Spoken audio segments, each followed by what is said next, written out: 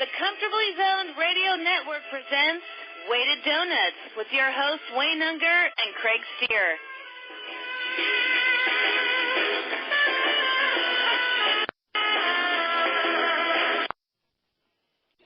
Welcome to this week's show of Weighted Donuts. I'm Wayne Unger. My co-host is Craig Stier. And tonight we're going to be talking baseball with former Major League pitcher Mark Littell. Mark, welcome to the show. Well, glad to be on the show. It's an honor to be with you guys tonight. Listen, we're really happy to have you. So Mark, go ahead, Craig. I was we try to do our due diligence here, and we try to dig into our guests' backgrounds the best we can. Not to bring up any kind of dirt, but just to try to mine some nuggets from your past. And one thing that I found the last week as I was doing my research, you were drafted by the Royals in 1971, right. And it happened to be you were drafted in the 12th round, but 10 rounds earlier, another guy was drafted. Tell me what you can remember. This is actually a two-part question. Before you get to who was drafted before you 10 rounds earlier, can you tell us a little bit about what that was like, the whole draft process for you? Because we've talked to some ball players, and nowadays it's if it's not, it is televised, but there's so much hullabaloo with the draft and whatnot, and I guess they're trying to slowly pattern themselves after maybe the NBA and the NFL. But back when you were drafted, you were a kid, and did you have any idea that the Royals were going to draft you, and how were you notified? And tell us a little bit about that if you can. Yeah, that was the team that I thought that was least likely to draft me, because the scout was Gary Blaylock, who ended up signing me. And I played for Gary the first year in rookie ball in Billings, Montana, 1971. And I wasn't really supposed to go that direction. I was supposed to go to Kingsport, Tennessee. But because I was closer to Tennessee, and actually the Appalachian League was more geared for the high school type guy, and the Pioneer League was geared more for the college guy. And so Gary said, "Hey, Mark," he says, I'd like for you to come with me if you'd like. He said, "If you want." And then so I jumped at that to go to Billings, Montana, and see the Wild Wild West. But getting drafted, I played. My brother taught me, Eric, and he got drafted twice.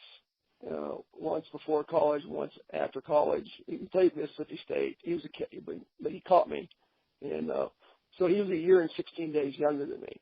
And so we had a pretty good time out between the lines, and two brothers, and if an umpire wasn't doing something right, we just shake him up a little bit once in a while. So anyway, but it was keep him loose. But the one thing, when the draft came around, I didn't go on I came from a really small town in Gideon, Missouri, and it's in the Boot Heel. And it was caused by a great earthquake, and it's all flat, and it's all soybeans, cotton, and water moccasins, and lots of mosquitoes. So, I grew up on a farm, so it's right on the Mississippi River. So it's that's what we do in small towns is play baseball. And so I fell in love with the game at age 6, and I advanced, and I played Legion baseball, and so we played, 55, 60 games a year. I played at Poplar Bluff for 3 years, and then I went over to Blytheville my last year, Blytheville, Arkansas. So I was close to Memphis, and so I pitched over there my last year. My last game was high school. Played Sykeston, and we were 800 people. They were like 20,000, and there was probably 16 scouts in the stands. And there was a pretty good pitcher for Sykeston pitching. He had signed with the University of New Mexico, and then I was pitching, and I felt like, well, we got beat 1-0 in that game, and I just kind of walked out of there and hopped in the car and went home because it was the last game, and I wasn't going to ride the bus back or anything. But 3 days later, I had a Legion baseball game, and Dwight Williams, who was the Legion coach, he didn't really want to start me that day because we were missing some players, but he said, "Hey, Mark, would you like to start?" And I said, "Yeah." It had been 3 days later, and we had some scouts there, and I punched out 24 hitters in that Legion ball game, and I'm sure it's still a state record. And wow. My brother was catching me at the time. He let one go back to the screen on a kick slider, and we always kind of mumbled around out on the mound once in a while. I'd say, "You got to catch the damn ball," or something. He'd say, "You catch it, I'll throw it," or something like that. And so we eventually break up. But I didn't think the Royals were. I had we didn't have where they came at you. I mean, my first game I pitched in high school that year, my senior year, there was 3 area scouts there, and there was just cotton field all around us. It was a nice ballpark. I mean, in Gideon, but and we took pretty good care of it. But you're out in the middle of a cotton field, and here's a little ballpark in mid-America, and these scouts are out there, and I knock out the first hitter actually on the first pitch. And he boils right down in front of the plate, actually. And as a matter of fact, I'm writing a book, and I said that's when I knew my brother was a barbarian because he stepped over him. He didn't even walk around him. He stepped over him. So I thought that was pretty. So you gotta read the book because it's kind of funny, but it's the book's a lot funnier than what I'm telling it because I can't really let loose here. So. Anyway, I got drafted in the 12th round, like you said, and Blaylock called me, and he came over, 2 or 3 days later, and he called me and he said, "Hey, I'd like to meet with you and, come over and try to sign you."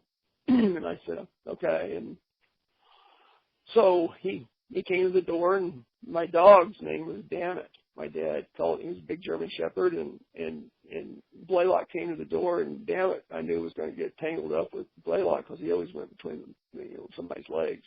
And my dad said, "Get out of here, Dammit." But he thought, Blaylock thought he was talking to him. And so, and he said, No, not you. He said the dog. The dog's name is Dammit. I think my dad named that dog for that reason. So anyway. But he came in there, and go ahead. He Blaylock comes in, he starts talking, and so I was shooting for $5,000, $6,000, $7,000. I ended up with $4,250 and whatever. And and I had college, and I had an incentive bonus. So I walked out of there, and I was happy about it. And then 3 days later, I went to Billings, and my dad drove me up. He said instead of flying, how'd you like to drive up? I said, "That'd be great." My dad was a Marine in Korea and got shot all to hell, and then he was a farmer. And so Eric and I were pretty straight laced with the yes or no sir bit, and Marine yes sir, no sir, and but it was interesting because you didn't know where you were going to land, what round. I thought I actually would have gone a little bit higher than that. And I asked Blaylock about 3 months ago, actually, and I said, "Why didn't you get me any higher than that?" He said, "I tried to hide you." I said, "Really?" I said, "You did a damn good job of it." So anyway, I went in the 12th round, and George Brett went in the 2nd round, and El Segundo, California. And George was actually a little bit of a late sign because they had the CIF. They had their interleague play, and I think they actually won the California League that year, actually. El Segundo did. And so he was like, 2 or 3 days late, and when George came into the locker room, I remember him, he looked like he probably left his surfboard out by the, the front door, the door there by the locker or something. And, his hair and, crusty old salty baseball cap. And He had, I think he had a swimsuit on at that time, and a T-shirt that had a few holes in it, and his flip flops and his baseball bag, and that was it. And it was packed to the hilt. So that's all he brought with him. So he walks in with this baseball cap and his hair all, rolled up and blonde, bleach blonde hair. It looked like it was should have been on the cover of a Beach Boys album. And so he knows a couple of the guys that are in there. And Blaylock, sees him from his little office, and he yells at him. He said, George, come on in here. So he kind of gives him the lowdown the first time. He wasn't too hard on him, but he said, "You're not going to wear that shit in here anymore." Basically. He said, "You're going to dress like a freaking ball player."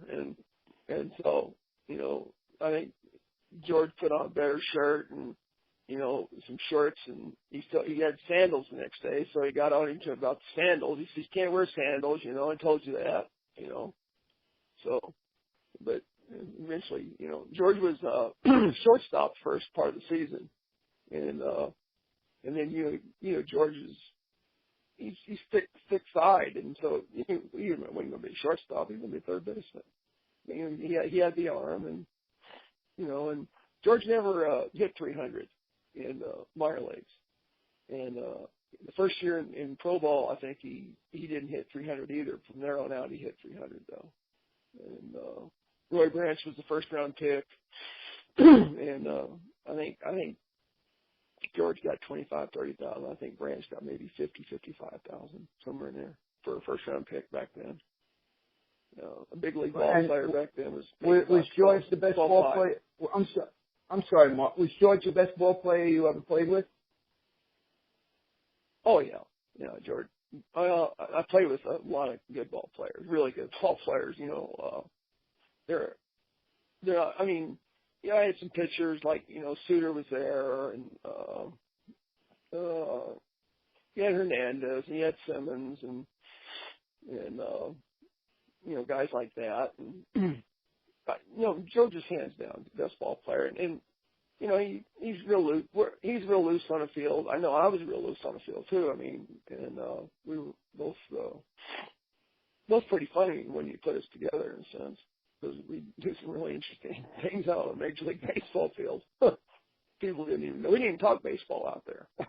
So, pretty wild. You both got called up in 1973. Yeah. Matter of fact, it's funny that by a long shot, they didn't want me to go to I wasn't really supposed to go to AAA that year. I was supposed to go to AA, and it's a long story, but in spring training, I got pushed over to AAA because they needed a pitcher to throw 3 innings, and because they had not had anybody come down from the big leagues yet, and so they needed some pitching. And so Lou Gorman and John Sherholtz was the assistant farm director. He looked like he'd been a frat rat right out of college or something. And he and Lou were attached at the hip, and I was coming down the lane, and Lou said, "Hey, Mark, you're always in shape." And I said, "Yeah." And it was the very first day of spring training. And I said, "Yeah." And he says, "How's your arm feel?" I said, "Good." He says, "You think you can go 3 innings?" I said, "Yeah." He said, "I'll tell you what, I want you to go over on the AAA field. This will be good for you." He said, "Just, a little bit higher competition and, see how it, fares with you." Well, I ended up throwing 27 frickin' innings in spring training that year. And wow. Funny thing is, well, it's funny because my last outing was a 9-inning, 1-0 shutout, in spring training. They were trying to see if I could fail, because I was actually supposed to go to AA, and then, Lou told Harry Malberg, he said, "There's no way Mark Littell is going to go to AAA with you this year, so don't bank on it." So Harry figured a way. I didn't allow a run all in spring training. And so I was into visualization, and that's what got me there. So by June 8th, I was 9-1. And I got called up June 14th was my debut in Baltimore.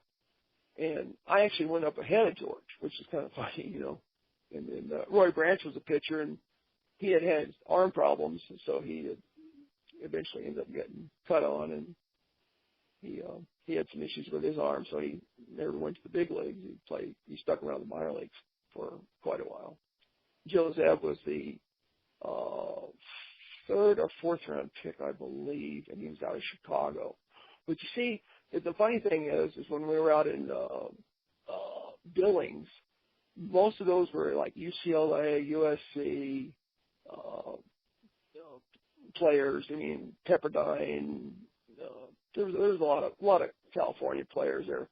I mean, when I came out there, they had never seen anybody like me from the country. I said, "Hi, I'm Mark Littell. How you doing? Nice to meet you. Nice to meet you." That kind of stuff. Shaking their hand. So took their arm off and said, like, "Who the hell is this?"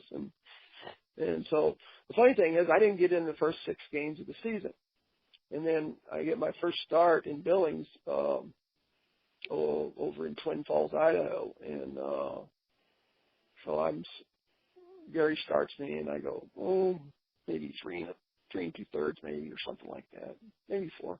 But I ended up getting the most innings of any pitcher out there that year. I got an 87, and I was like 5-1 with like a 2.90 ERA or 3.1 ERA or something like that. I can't remember, but I got in the most innings. I looked back and checked that, and it's pretty interesting. And so I started a lot, and that's how I got my feet wet, you might say. So when you got when you finally made it to the major leagues, Jack McKeon was your first manager? Yeah.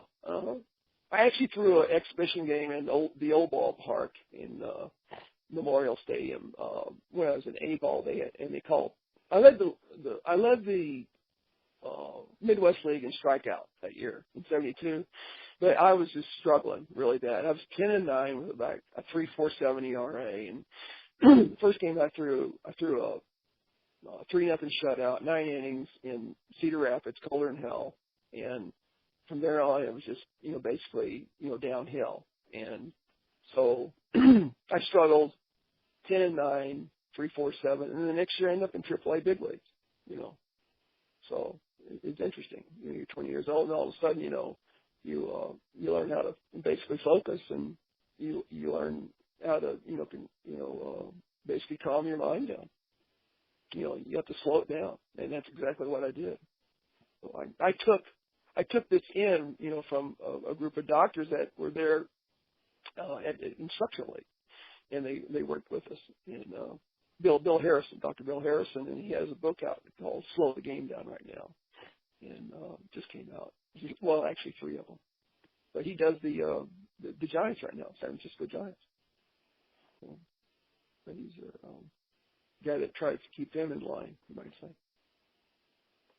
But, So. It's over the years.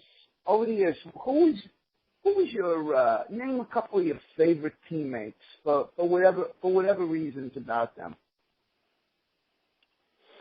Well, George was good, because George and I kind of came through the ranks together, and Jim Wolford was good, and I know Wolfman's got, I think he's got 15 years in the big leagues, but he's a 260 hitter. But one thing about Wolfie was funny. He played in the American and National League, and he really liked the National League. I know we've talked a lot since then, and Wolfie is so funny. He said, I can hit a fastball. I can hit anybody's fastball. I said, yeah. Unfortunately, if you throw straight breaking balls at him to keep his ass in line. So that's funny. So anyway, Wolfie's a character. Ozzie Smith, you respect all these guys. We're basically hanging out with the whole game, at different times. And, I thought George Hendrick was a real beauty, because he was, he called him Silent George Hendrick, and, he could hit anything he wanted.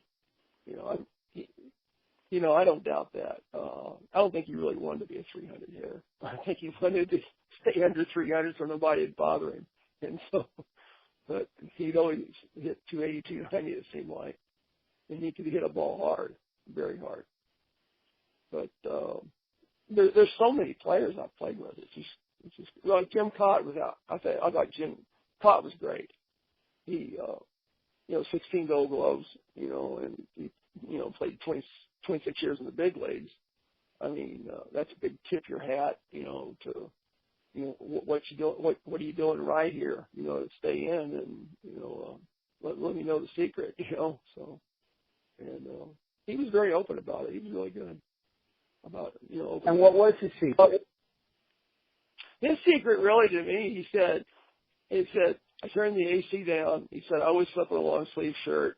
Yeah, he said, I always threw the next day a little bit. You don't have to throw a lot, just a little bit. We call rolling it over, and we just rolled it over. And, we might only be 10 or 12 pitches. You just want to see if the arm works. You work your ass off, hard, in between your starts, or, if it depends on if you're relieving or starting, but you work your butt off, to get the lactic acid out of there. And then, so you can play and can pitch. In my case, when I started closing, they didn't know, squat about closing at that time. It took 3 innings to get a save. Somebody said to me, they said, you only had 16 saves in 76. And I said, yeah, but I had 100 and something innings, and so many strikeouts, on that. So, you're basically a workhorse, because you won't see a closer go, over 100 innings today like I was doing, that type of closing. And you'll see the 60 to 65 to 75 or 80 type, in that area. And, but it's different, and then, first it went from, 3 innings, then it went to basically 1 inning, then it went to 1 pitch. As a matter of fact, I actually threw a 1 pitch, save. So. I'm looking at your statistics from 1976 right now, and you had a great year. You gave up a home run. Do you remember who you gave up a home run to? It was one. Well, that was in Detroit, and it was right before. Matter of fact, it was the last game before the All-Star. And matter of fact, Billy, I can't remember, it was a Latino guy or something. He didn't hit it very hard. It just popped out and the home run. But Billy Martin talking to me from across the way. He was when we were playing them at home. While he was coming down the runway, I was there, and I was really having a good year, and it's my first full year in the big leagues. And so he said, "Hey, Mark, Billy wants to talk to you. He's got the phone over there. Just pick the phone up. He'll be on the phone." I said, "Okay." So I went around the corner. He waved at me. I waved at him, and so anyway, he got on the phone. He said, "Hey, Mark," he said, "you're just having a hell of a year." And I said, "Yeah, I guess so." And so he said, "I got to pick somebody from the Angels because they haven't got anybody over there, and I got to get somebody from the Angels because they got nobody. So I'd love to take you, but I can't take. I really can't. So he basically, I said, "Hey, peek around the corner." So he said he did, and so I shot him the finger, and that's it. Later. So that gave him an idea that said, I'll drill anybody you want on your side. So we could do that too back then. I'm looking. Here's another interesting statistic from that year. You were the only pitcher to have a plate appearance. Do you remember that? You were up one time. I was I think I was the first, for the Royals anyway. I might be the first. I don't think I was the first DH. I took over the DH's position, actually. Hawaii. He kept me in a game, and he said, "Hey, country," he said, he called me Airhead. And he said, "Air," he said, when's the last time you hit? And I said, A-ball. And he said, A-ball. And I said, so he said, you're up next. He said, I said, "Oh, okay." He said, "I'm keeping you in the game." I said, "Oh, okay." So I fumble around for a bat and a helmet and go up there on deck, and there you go. Do you remember who you faced? I faced Rick Waits, and he threw 3 fastballs right down the chute. And I'm not kidding you. he said, don't swing, the first two. And I said, well, okay, shit, okay, boom, boom. And then I thought the damn other one was a ball. And I looked at the umpire. I said, well, I hope you give me the same shit, So, well, it's interesting. It's interesting because you're playing in the American League with a designated hitter. Then you jumped over to the Cardinals. You actually scored a run. I don't know if you remember this. You scored one run in your career. Yeah. That was in 1979. In 1981, you had 2 hits and you had 2 RBIs. What can you tell us about any of that? Well, actually, my whole career is really kind of funny because it's Forrest Gump statistics. I have 2 hits in my whole career and 3 RBIs in my whole career. So I have more RBIs than I do hits. And, oh, really? Yeah. If you look at my card, matter of fact, it's in my book. I point that out. Yeah, I'm looking at it now. Yeah, 2 hits and 3 RBIs. See, I only have. Were all 3 RBIs in 81? Yeah. Actually, Tug McGraw actually walked me with the bases loaded. That's the Phillies, and it was against the Phillies. That's great. I mean, why you said they were probably going to trade for me? I said, I said, I hope you get a lot, So who'd you get the hits off of? Knowles, not Knowles, not Daryl Knowles, but Dickie. Dickie Knowles? Yeah, Dickie Knowles. Dickie Knowles, and then I can't remember. I got to look it up. I can't remember. I got it in the book actually somewhere. Dickie Knowles and somebody else. But good. But I rolled up. There was runners on second and third, and I just turned over on a ball and made it went. It was about a foot off of Manny Trio's glove, and it just rolled into right field, so the runner scored from second and scored 2. But the first one was Tug McGraw walking me with the bases loaded. How about that? I'm a left-hand hitter, he's left-hand pitcher. So you so that was in 1979. Yes. You basically owned. Well, you know what? It might be 81. 81 because Whitey was the scout manager. It might be no, 81. it was 8. No, it was 88. Now What was it has for 8. All right, wait. For 81, you had the 2 RBIs, and then in 80, it shows you had 1 walk and 1 RBI. So I'm assuming that was the Tug McGraw moment where he walked you in. Right. And then the next year, I got the hit. Right.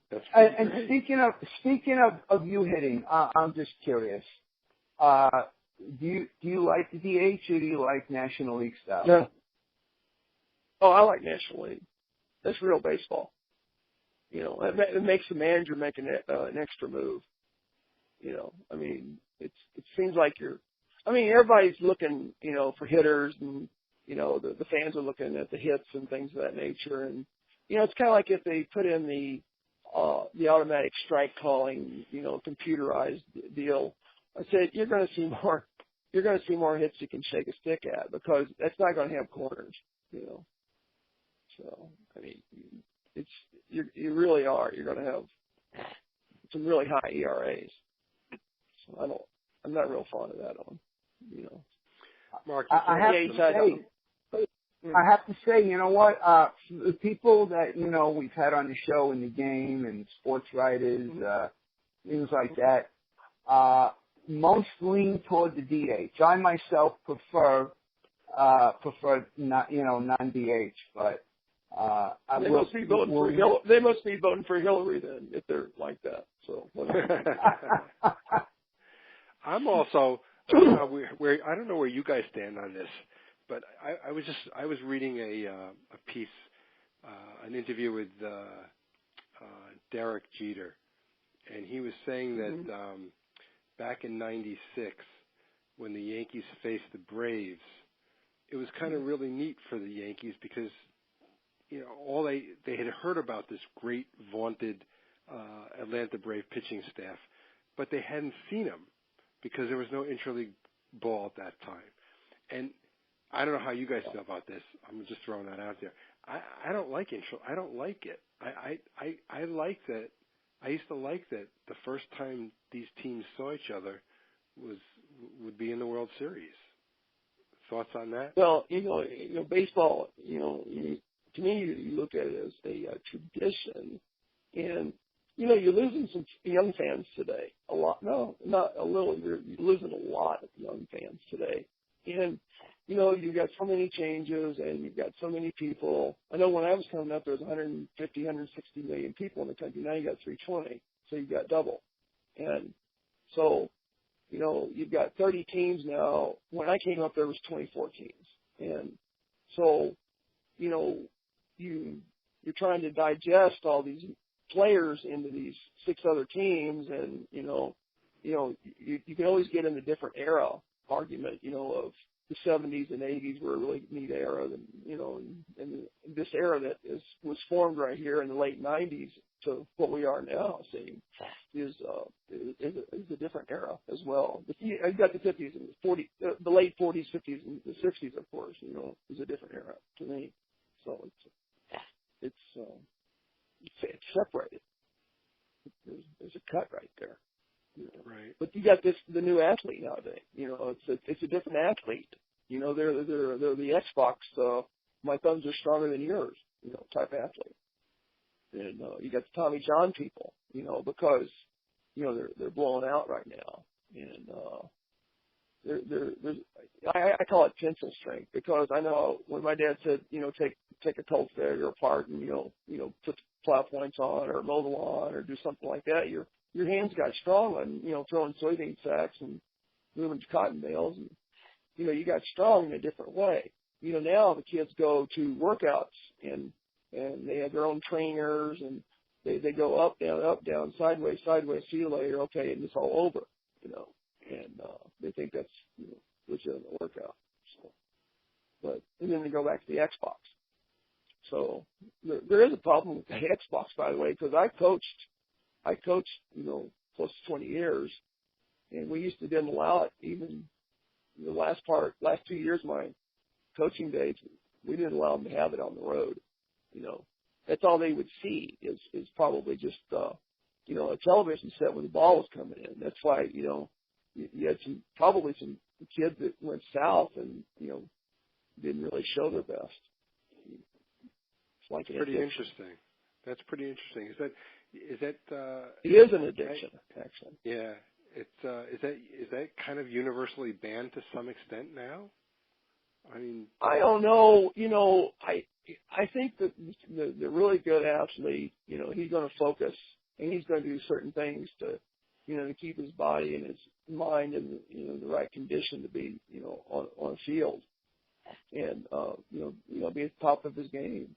But if you're sitting out there, you got to understand right from wrong, and what is too much, and I mean, I can't say this. If you put me and George Brett in this era, would we be playing Xbox? Well, I can't answer that really. Would I have been a different athlete? Well, it's different. It's different. You've got taller guys. You've got guys that now they're all they're worried about is velocity. Well, they get velocity hit if it's straight. If the baseball is straight, they're going to get hit. If it moves, you got problems. It's hard for the hitter to hit a moving fastball.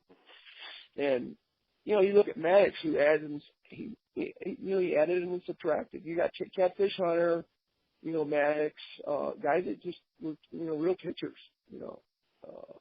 Jim Cott.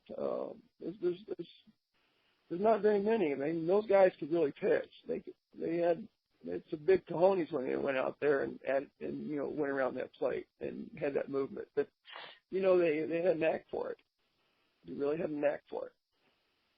And it's not like here I'm going to throw the ball by you, or I'm going to have a hard cutting slider that you can't hit it. I'm going to even tell you. I'm going to tell you it's coming. And you can't hit it either. So. Can you think of any pitchers who pitched, when you were pitching, who you think? I'll give you an example, like Bob Gibson. You look at his form. You look at the way he fell off the mound, like he was he was going in and it looked like he was going in two different places. Can you think of any pitchers, from the 70s, early 80s, who today would horrify pitching coaches, And who knows, they would probably try to change him and possibly ruin him. Anybody come to mind? Crazy form? Well, I think back then, it was, like I said, it was different. Your strength was different. And, I had elbow issues myself, but, I was pitched a lot, though, anyway, and I didn't have very good mechanics, and I don't think anybody really knew how to teach mechanics, actually, how to teach how to leverage the ball. I think they're getting better instruction today, but you look at Gibson. I remember Gibson saying this.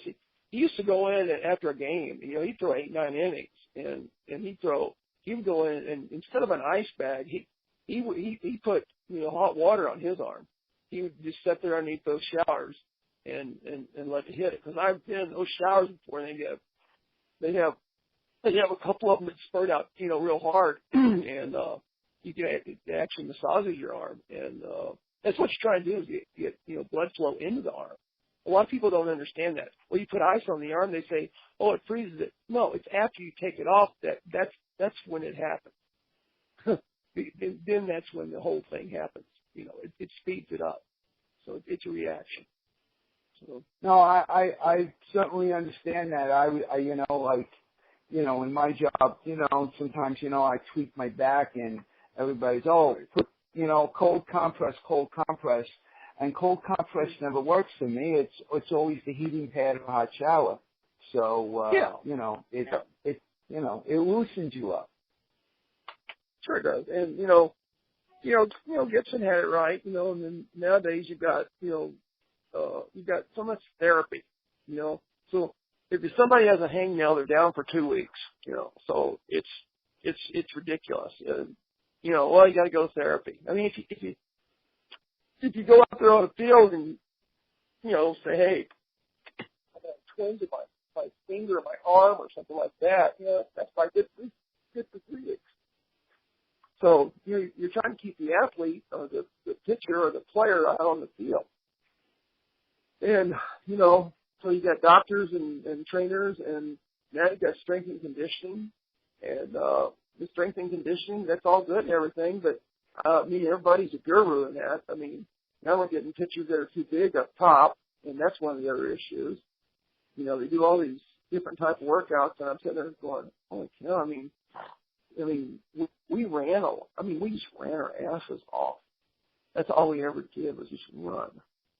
That's what John D'Acquisto said. Yeah, John D'Acquisto said he used to run. He used to run sprints over and over again.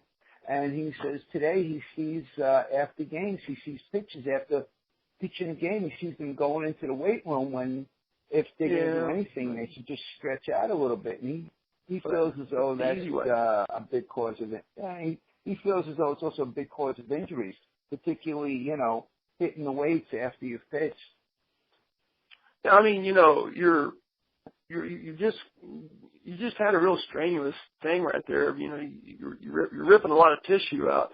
I'm a modern day type thinker, pitching guy, but there's some things that they're trying to.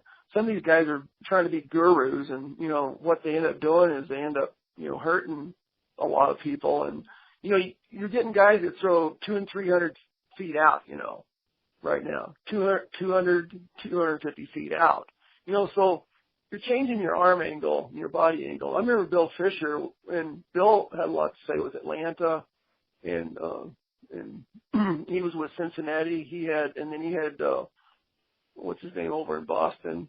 He had Clemens, and then he had Seaver, and he had what's his name? But we didn't throw the big long distances. We'd throw 110, 120 feet maybe, on the line. We wouldn't throw out 200 feet. The longest throw that a player has to make is the right fielder at 130 to 135 feet to hit the cutoff man, the second baseman is going to be the cutoff man. And then he's gonna throw it over the shortstop's head. Hopefully one hops, and they tag the guy, and they get the guy. But right field corner, that's why the right fielder has to have the best arm. The center fielder's got the legs, and the left fielder he better hit because he sure as hell can't play left field. So, he and the first baseman are two guys you don't want to hang around. Left fielder and first baseman. unless it's Keith Hernandez. So who could actually field? But do you follow today's game a lot? Do you follow the players? Are you not really. Not. I really don't at all. I mean, I do. I know a few. I mean, it's brought to my attention. And what do you think about so and so? What do you think about so and so? And I'll check it out. Maybe. Who are you going to ask me about? Oh, I wasn't going to ask you about anybody in particular. I was just curious. I found it's been my experience so far doing these shows that I don't think I've come across. I'm trying to think. John D'Acquisto, Al Downey, Ron Bloomberg, Ron Swoboda. They don't follow the game. They're not. I mean, they know their baseball, right. But yeah, they don't follow the game like they're not fans. They're not, and that's okay. Well, yeah, it's kind of like been there, seen it, done it. Right.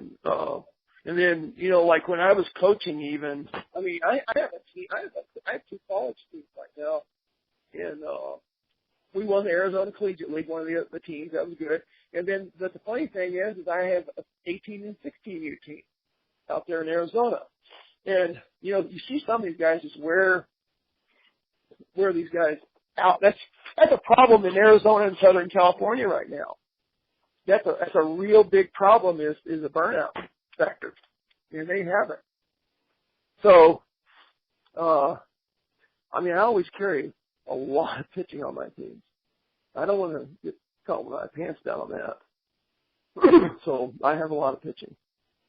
And you don't want to hurt a kid.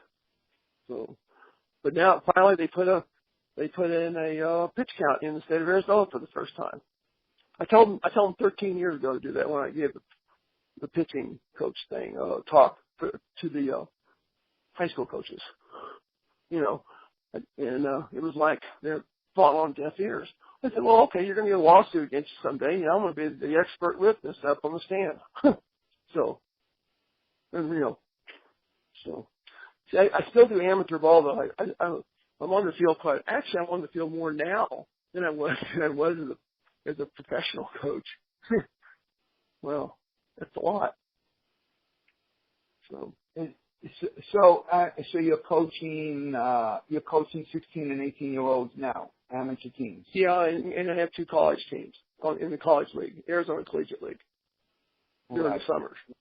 So. We're playing 115, 118 degree heat out there. So it's fun. Yeah. So, but and all the games are played during the day. They're 5 and 7, and in college play you got a 7-inning game, but there's no time limit. So we play in the big league ballparks for spring training. So that's a big deal for the kids to do that. But there's a lot of teams. My 18s and my 16s they play in those stadiums as well, the minor league sides basically. But they're all perfect fields. So they're really nice fields. And so let me ask you something. Why did they call you Airhead? Why did he call me Airhead? Well, why he called me Air, and then he said Airhead or Air, and I thought it was for because I was like goofy, and I'm just going to let you read that one in the book because Whitey said that, and I didn't. I was very, I didn't know that. It kind of caught me off guard because he wrote my foreword, and he did a great job. He really did. And then Shamus wrote in my book as well. Ah. So, you see, you didn't talk about it yet. When is the book coming out? Probably middle of November or 1st of December, but probably middle of November, I'm thinking. It's done. We're just trying to dot the I's, cross the T's, and get everything really right. What's the title? What's the title of the book? On the 8th day, God made baseball. Nice. Very interesting. I like that. Wow. That's great. Wow. We look forward to that. Well, I'm ADD as hell, so I didn't know when to stop writing, so I wrote 3 books actually. So the second book's right behind it. So yeah. That's great. Who'd you work with on it? I wrote it. Anyone? Yeah. I wrote it. I'm ADD, and that's the first time I've ever written. And, was it cathartic? Was huh? it a good process for you? Was it a good thing?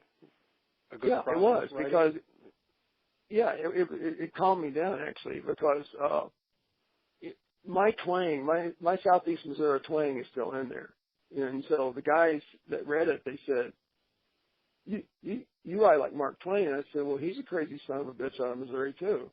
So that's how I wrote it, was like I talk, and so the people that edited it actually kept my voice in. They wanted to keep my voice. I wanted them to say, "Don't lose my voice here," and they said, "We won't. We liked it," because they were just laughing.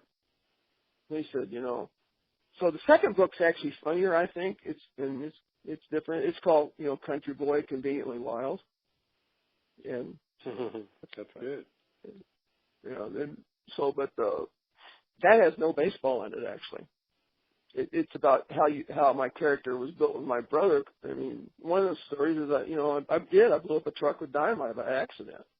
So, and my dad let us blow a stump, and I ended up blowing the damn truck up. Got a new truck. Got a new ass. Wow. Well, but at least it was by accident. At least you didn't do it on purpose, Well, I kind of had to leave the truck because I had 18 sticks underneath the doggone stump, and it was lit. And my dad said, "I'll let you blow the stump, as long as you don't cut the line." I was 15, Eric was 14. And we were driving since we were 13, on the roads. We had to go up to my grandma's, Mama Sally's, up in a little town called Tallapoochee, and stopped in and raided her kitchen and went out and, put 3 auger holes down there and blew the stump. But the truck had to stay right by the stump because it started. It's just that I got stuck. So Dad said not to cut the line, so we let the stump blow right next to where the truck was, maybe 10 feet away. You could just see all the glass just flying out, and it was just like, it was amazing. It was amazing. Wow. What it did to it. So. Hey, Mark, we'd be remiss if we didn't bring up the '76 playoffs, and I don't know, if it's a sore subject for you or no. not, but no. I want you to know that it seems like you handled that all so very, very well. But going back and looking at the tape of Chambliss's home run, right. I had forgotten that both Wayne and I are New Yorkers, and we know what animals are in the stands at Yankee Stadium. Yeah. I did not recall that bottles and all this junk had been thrown down on the field, and it really was a sizable delay prior to. Well, it was about 7 minutes. Yeah, it was about 7 minutes, and about 4 minutes into it, I threw maybe 4, 5, 6 pitches, and I turned my head around, and I saw that the outfielders they were showing their numbers to me, so they were looking at the batteries and the bottles and everything coming down and onto the field. So I saw their numbers, and so I just stopped throwing, and then I motioned Buck out there, and I said, "Hey, you want to get the hell out of here?" And he says, "No, they're getting it. So, so anyway, but after that pitch was out, I was watching. I turned back around, and I barely hit the grass before 4 or 5 fans were actually by me. It was. Everything was so fast, but then it was like in slow motion at the same time. Yeah, I was wondering because I was trying to find you on the tape. Couldn't. And it was, like it's unbelievable how many people. I didn't jog off. I walked off. Yeah. Yeah. You were able to get to the dugout because it was crazy, right? Oh yeah. I mean, I got to the dugout, and and there was a cop that actually came out and escorted me down, and Freddie was down there, his head in his hands, and then when I went up the runway, I was pretty much by myself with a cop, and I was going between New York's finest, one line on my right, one line on my left, and they were just ready to go at it, and then the horses were going to come out and beat the living shit out of somebody. So yeah, that was a crazy scene. With the horses, you bring those out of the field, you just bump into those things, they're going to hurt somebody. So. Now, do you delve into this, into that game, into that half inning, that one batter, a lot in your book? I'm sorry. Do you in the book that's coming out later this year? Yeah. Do you delve into that? That yeah, game? Yeah. It's called The Big Bang, Not a Theory. That's the chapter. It's called The Big Bang, Not a Theory. So. Yeah. Well, I guess I mean you'll forever be I mean that's part of baseball history. That's for good, for better, for worse. It was quite a historic play, right? The funny thing is, I think I'm still on the Yes Channel almost a little bit every day with that home run to some degree, as a lead into something, usually. Yeah, I wish I could say that. 40 years. It's 40 years right now. 40 years later that's happened. That's right. 76 to 216. So 40 years. And wow, we're getting old. Yeah, I guess so. Yeah, I was a pup, 23. So anyway, but I sure didn't expect the home run, and it didn't go out very far. But that was the furthest thing to my mind because I only gave up one home run the whole year. That's right. No, it wasn't. It's funny because when I was reading about, remembering and recalling what went down that night, with all the crap that went on, I thought back to, and Wayne, you'll remember this with Java and the bugs in Cleveland. Oh yes, in Cleveland. And the fact that Joe Torre never came out of the dugout and tried to help Java. I mean, I don't know if you remember this, Mark. But no, I know what you're talking about.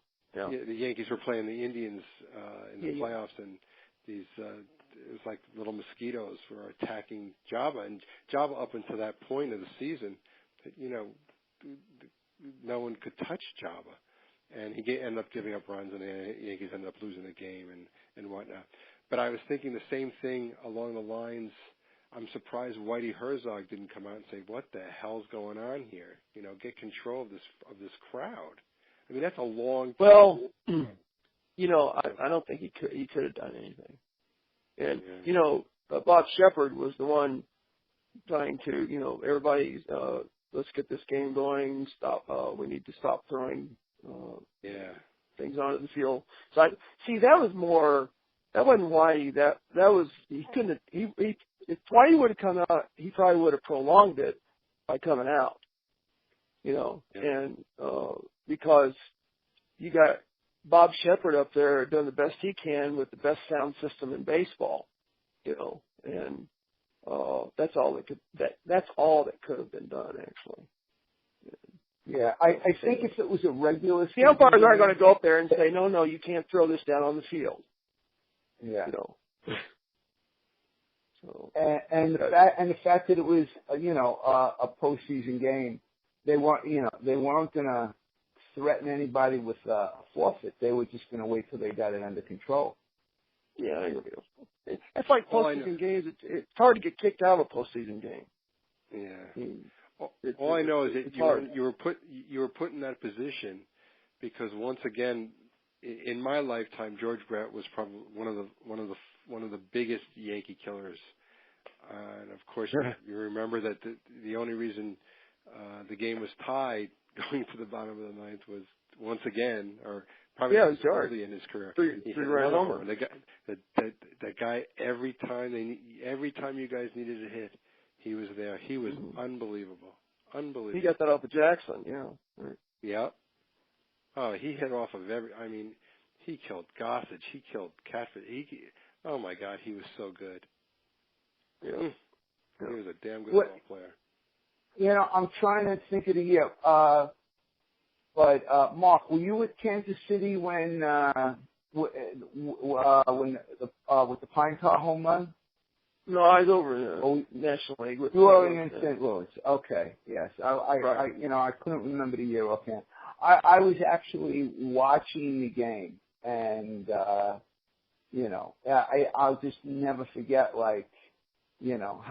how crazy, George. I mean, he went, and rightfully so, but he was. I don't know if I've ever seen anybody get that, in baseball. I mean, I've seen Earl Weaver and Billy Martin get nuts with it. Yeah, Earl Weaver was a good one to do it. He'd go nuts. Yeah. Joaquin Andujar in the '85 World Series with, right. I think it was,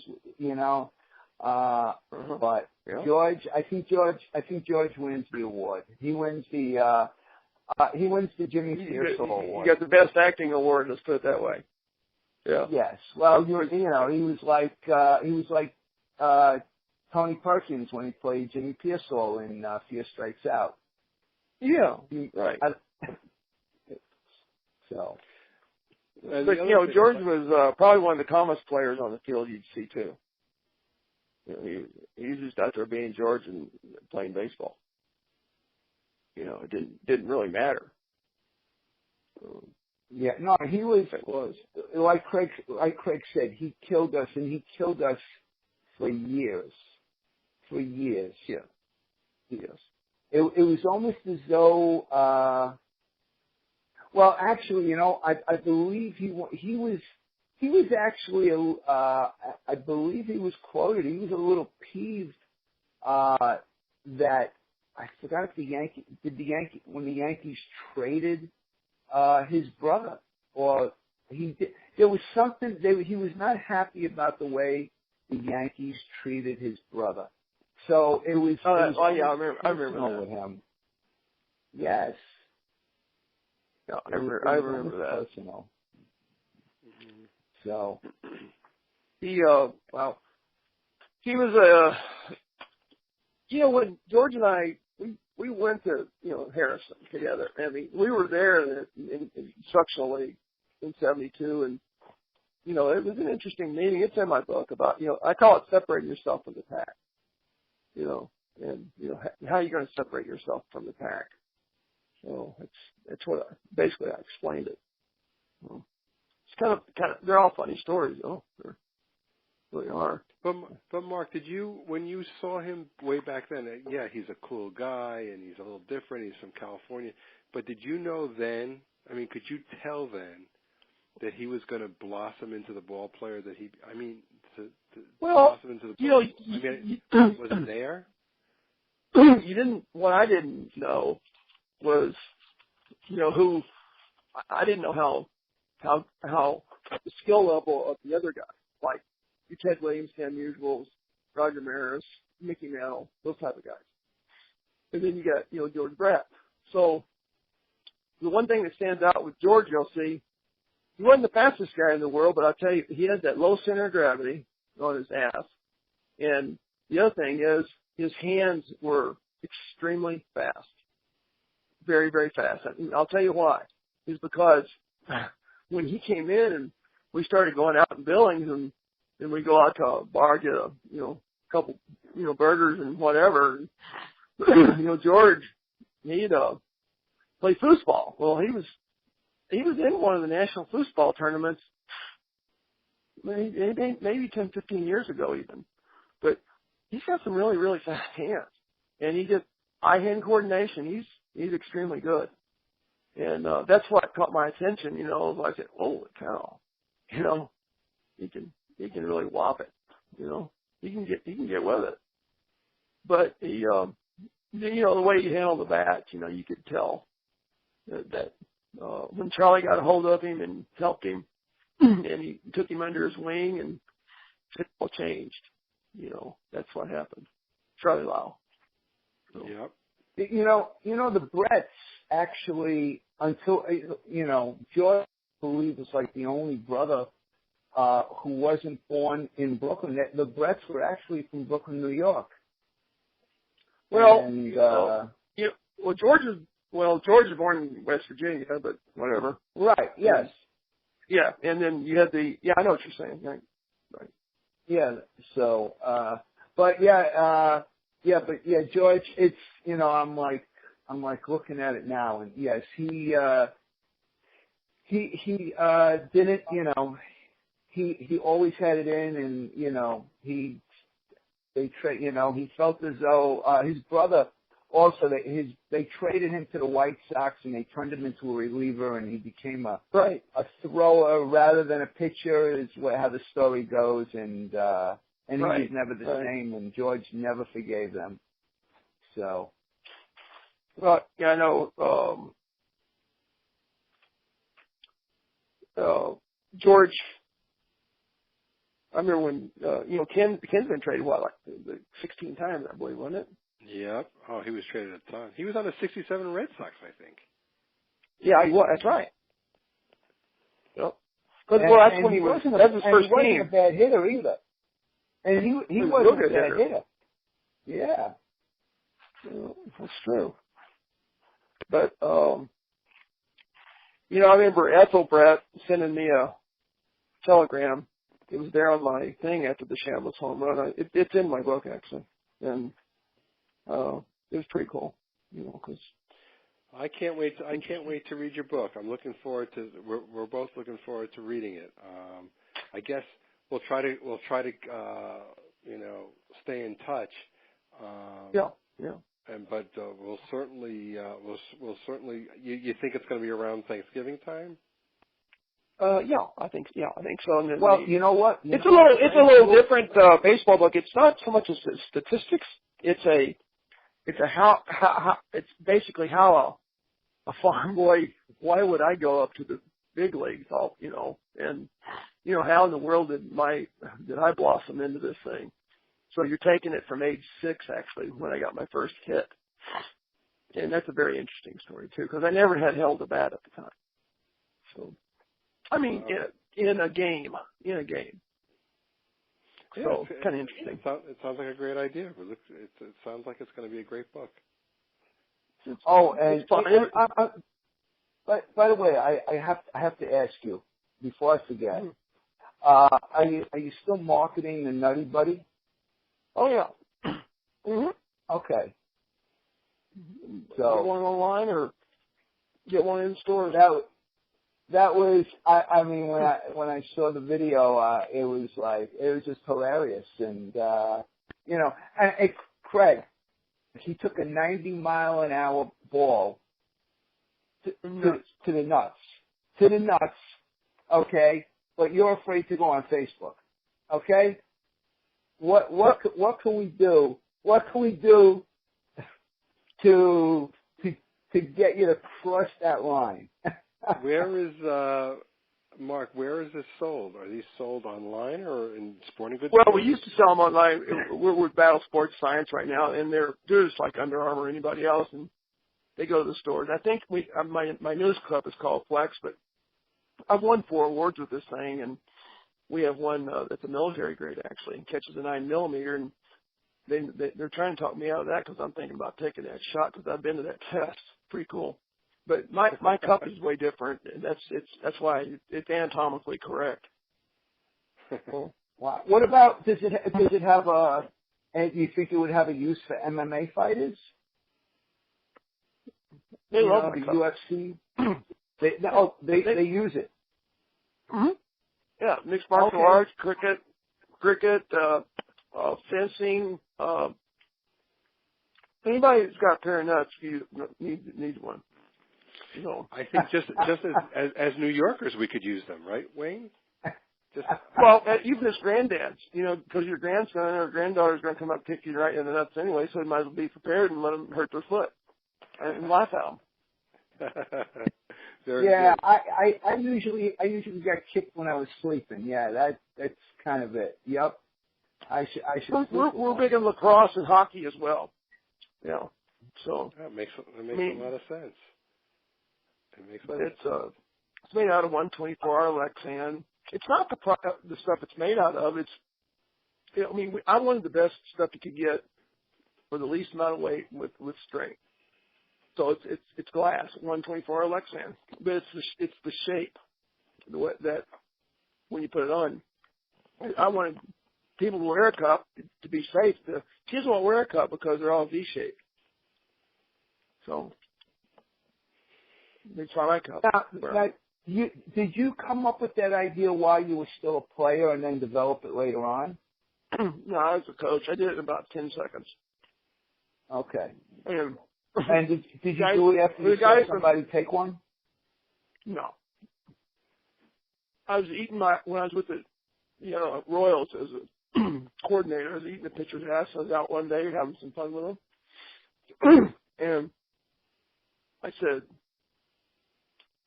I was talking about, how many of you guys wear cups? And, half of them raise their hands. So I go on a little tirade and somebody says, hey, Litt, you should invent one. So I went in and got 2 golf balls. So I did. Made it the next day. But the guy from Nike, because I have an IDSA award, Industrial Design Society of America, not many people have it.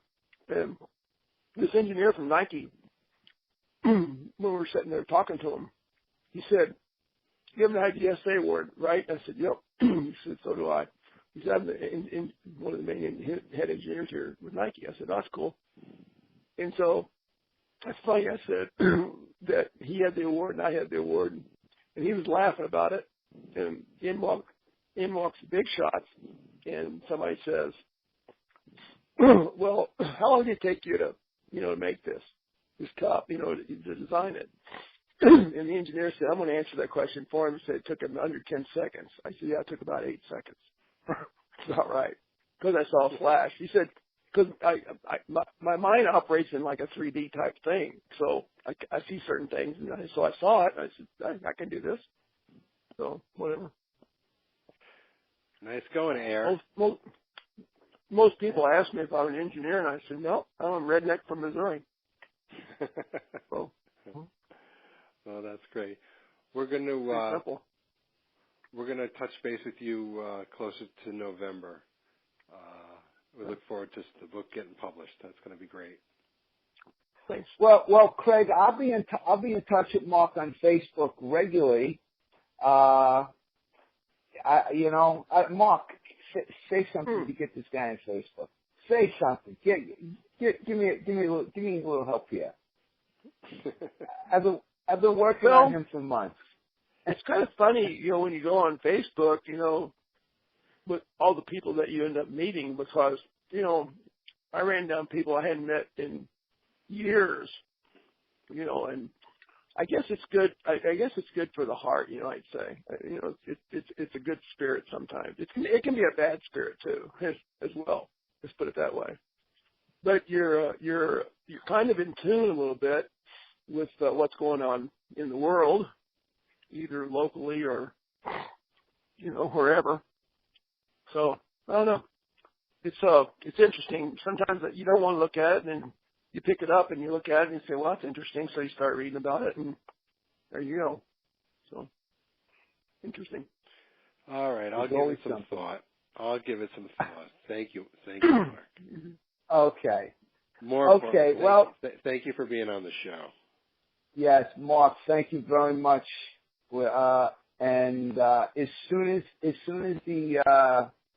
the link is ready, I promise to post it on your wall. Okay. I don't know what that means. Don't even know what that means. I know, and that's exactly why I said it. Wait, is that Trump's wall? Whose wall is that? Mark's wall? Yeah, Trump's wall? right. Yeah, Trump Towers. Well, right. Yeah. So, Mark, thank you again, and we'll be in touch.